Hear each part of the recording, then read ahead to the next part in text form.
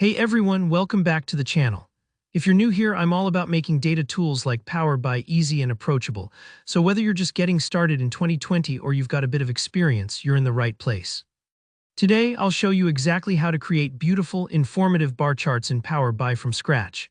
By the end of this video, you'll be able to turn simple product sales data into a clear, professional-looking visual that can genuinely help you make better decisions. Let's dive in. First up, we need to get some data into Power BI.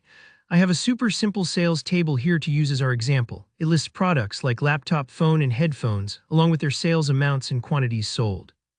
The awesome thing about Power BI Desktop is how direct it is to add your own data. Just go to the Home tab and click Enter Data. You'll see a spreadsheet-like grid pop up. Here you can type or paste your columns, so go ahead and input product, sales, and quantity. Under product, enter your items: laptop, phone, headphones, t-shirt, and jeans. Fill in sales and quantity for each one, matching what you see on screen. 1,200 sales for laptop, 850 for phone, and so on.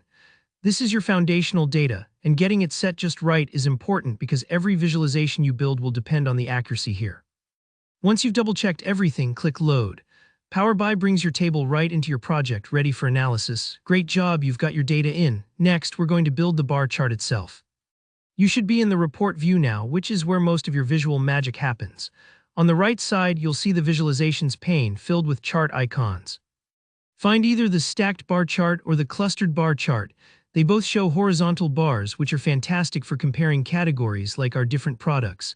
Just click one and a blank chart will appear on your canvas. Now it's time to assign your data. Drag the product field down into the axis area. This tells Power BI that each bar will represent a different product. Then take either sales or quantity, whichever you'd like to examine first, and drag that into the values area. Instantly, you'll see bars appear for each product. The length of each bar corresponds to the sales amount or quantity, depending on what you chose, which makes it super easy to spot your best sellers at a glance. This is the real beauty of bar charts. They turn raw numbers into visuals you can understand in seconds. If you want to switch between sales and quantity, just swap out the field in the values box. Play around a bit, it's all about experimentation. Alright, let's make that chart pop with some customization. With the chart selected, look for the Format section. It's the paint roller icon in the Visualizations pane. Under Data Colors, you can assign different shades to each bar. Maybe blue for electronics and green for clothing. It's up to you, and color really helps your audience connect with the data. Next, find Data Labels and toggle them on. This option displays the actual numbers right on top of the bars, which is super helpful so viewers don't have to estimate values. Want to sharpen up your chart story? Edit the title, change it to something meaningful like Product Sales Overview 2020, and tweak both the X-axis and Y-axis labels so they're crystal clear. Little touches like these make your charts more professional and approachable. Finally, you can control how your bars are sorted. Maybe you want your top-selling product to always appear at the top, or maybe you prefer alphabetical order. Just click the three-dot More Options menu on your chart and choose Sort By. Select either the value, like sales, or by product name. Power BI lets you change this in a snap, so you can highlight exactly what matters most to your audience.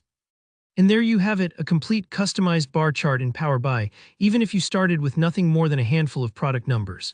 If you found this tutorial useful, give it a like and drop your questions or ideas in the comments. I always love to help, and don't forget to subscribe if you want more step-by-step Power BI guides like this one. Thanks so much for watching, and I'll see you in the next video.